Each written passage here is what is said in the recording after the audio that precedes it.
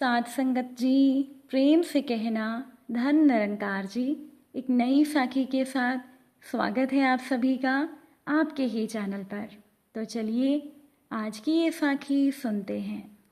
साध संगत जी, साधना जी का एक खुशहाल परिवार था, जिस परिवार में साधना जी, उनका बेटा दीपक और उनकी बहू निशा रहती थी।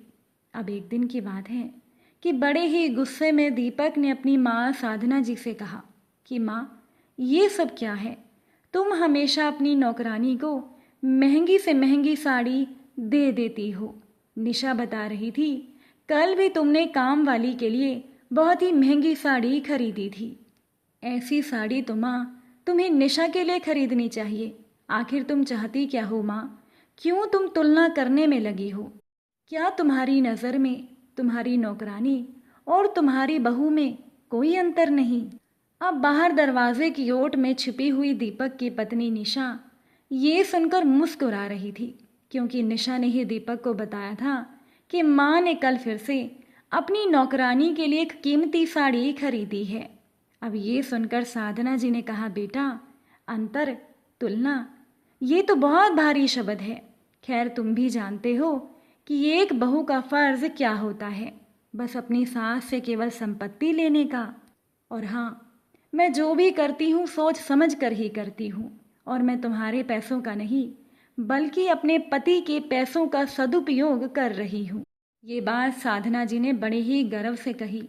दीपक ने कहा, माँ, मैं कुछ समझा नहीं।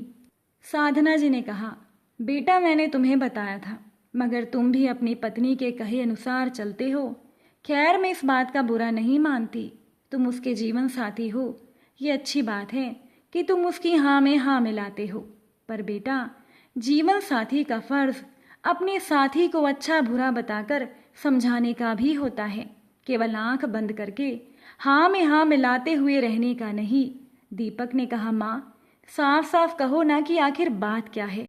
साधना जी ने दीपक से कहा, जानते हो, एक दिन मुझे निशा ने कहा था, माँ, आपका ये सोने का हार बहुत खूबसूरत है, ये हार आप मुझे दे दीजिए। मेरी सहेलियां इस हार को देखकर बहुत ही हैरान हो जाएंगी। मुझे भी लगा कि मेरे बाद ये सब कुछ तो तेरा और तेरी पत्नी का है, तो वो हार मैंने खुशी खुशी तेरी पत्नी को दे दिया।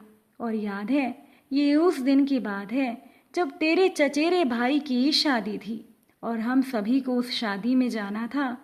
उस दिन मेरी तबीयत कुछ ठीक नहीं थी और मेरी तबीयत के बारे में निशा को सब पता था। तू तैयार होकर गाड़ी में बैठ गया और अपनी पत्नी को बुलाने लगा। तेरी पत्नी निशा तैयार होकर बाहर आई, मुझसे बोली, माँ, मैं जा रही हूँ, अपना ख्याल रखना। उसे तो बस अपना हार लोगों को दिखाने की जल्दी थी। निशा को मेरी कोई फिक्र नहीं थी। वो जानती थी कि मेरी तबीयत खराब है, फिर भी उसने एक बार भी मेरे पास रुककर मेरी तबीयत के बारे में पूछना ठीक नहीं समझा। ना ही तुम लोग मुझे लेकर डॉक्टर के पास गए। मेरी हालत तो ऐसी भी नहीं थी कि मैं उठकर खाना भी बना पाऊँ। जब मैंने निशा से कहा, तुम मुझे खाना तो बना कर दे जाओ, तो वो कहने लगी, माँ जी, आप बाहर से कुछ मंगवा लीजिएगा, और वो तैयार होकर निकल गई। उस समय मेरी आंखों में आंसू आ गए। जिस समय मुझे मेरे बेटे और बहू की ज़रूरत थी, उस समय तुम दोनों को शादी में जाना ज़्यादा अच्छा लगा। तभी हमारी काम वाली बाई रेखा आ गई। दरवाज़ा खोलकर मैं बिस्तर पर आकर लेट गई। अभी मुश्किल से 5 मिनट ही हुए थे कि रेखा कमरे में आई और बोली, आप यहाँ क्यों लेटी हैं? बाहर आकर बैठिए ना, और हमेशा की तरह मेरे काम में कमियाँ निकालिए। मुझे आपकी ये बातें बहुत अच्छी लगती हैं। काम में मेरा मन लगा रहता है और मेरा काम भी अच्छा होता है। तब मैंने रेखा से कहा, अच्छा, तुझे मेरा कमियाँ निकालना ये बुरा नहीं लगता? तब रेखा ने मुझे कहा, नहीं माँ जी, मुझे तो बहुत खुशी होती है। मेरी माँ भी बचपन में मुझे यूं ही टोकती थी, और माँ की डांट खाने के लिए मैं अक्सर काम में कुछ न कुछ गलती कर देती थी। बाद में हम माँ बेटी खिल खिलाकर हंसती थी, और मुझे आप में अपनी माँ की छवि दिखाई देती है। अरे चलिए ना, आप बाहर आकर बैठिए। तब मैंने रेखा से कहा, नहीं, आज नहीं। रेखा ने मुझे कहा, आज आपको क्या हुआ है? तब मैंने ही रेखा को बताया, आज मेरी तबीयत बहुत ख़राब है, मेरे सर में बहुत दर्द है। जब मैंने रेखा को ये कहा तो वो बोली, अरे आपको पहले बताना चाहिए था ना। वो तेज़ी से रसोई घर में गई और वापस आई तो उसके हाथ में एक तेल की कटोरी थी और उसे मेरे सिर में मालिश करनी थी। मेरा सर दबाते हुए वो सहलाते हुए मुझसे बातें भी कर रही थी। उस वक्त मुझे बहुत सुकून मिला। फिर उसने मुझे पूछा कि माँ जी, आपने कुछ खाया है क्या? तब मैंने उसे कहा, अरे अभी तो खाना भी बनाना है।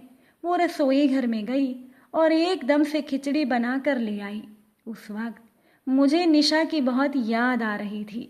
मुझे मेरी बहू की ज़रूरत थी और निशा को मैं बहू नहीं, अपनी बेटी मानती थी।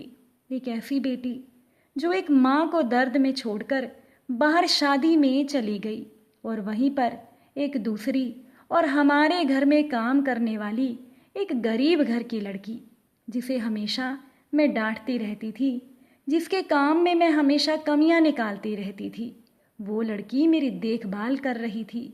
वो लड़की मुझे अपनी माँ समझती थी। और उसी समय बेटा, मैंने तय कर लिया था कि आज से रेखा मेरी बेटी है। और तुम तो जानते हो ना, हर एक माँ अपनी बेटी को कुछ ना कुछ देती ही रहती है। तो इसीलिए अब मेरा जो मन करेगा मैं मेरी बेटी को वो सब दूंगी। और हाँ, एक बात तुम अपनी पत्नी और मेरी बहू निशा को ज़रूर बता देना कि आगे से अपनी तुलना मेरी बेटी रेखा से मत करे। ये कहकर साधना जी टीवी चलाकर देखने लगी। अब तो दीपक के पास अपनी माँ को कहने के लिए कोई शब्द ही नहीं बचा था। वहीं पर वो कमरे से बाहर निकलकर दरवाजे की ओट में छुपी हुई अपनी पत्नी निशा को देखते हुए बाहर निकल आया। दोनों पति पत्नी एक दूसरे को देखकर शर्मिंदगी से यहाँ वहाँ देखते हुए अलग अलग कोनों में चले गए, क्योंकि उन दोनों के पास अब बात करने के लिए भी कुछ नहीं बचा था। और साधना जी ने जो भी कहा था वो बिल्कुल सही था। जो निशा को साधना जी के लिए करना चाहिए था, वो प्यार एक गरीब घर की लड़की ने साधना जी को दिया। साथ संगत जी, अगर आज की ये साखी आप सभी को अच्छी लगी हो तो वीडियो को लाइक और शेयर ज़रूर कीजिएगा। अगर इस चैनल पर नए हैं तो चैनल को सब्सक्राइब भी ज़रूर कीजिएगा। आप सभी से फिर मुलाकात होगी एक नई साखी के साथ। साथ संगत जी प्यार से कहना, धन निरंकार जी।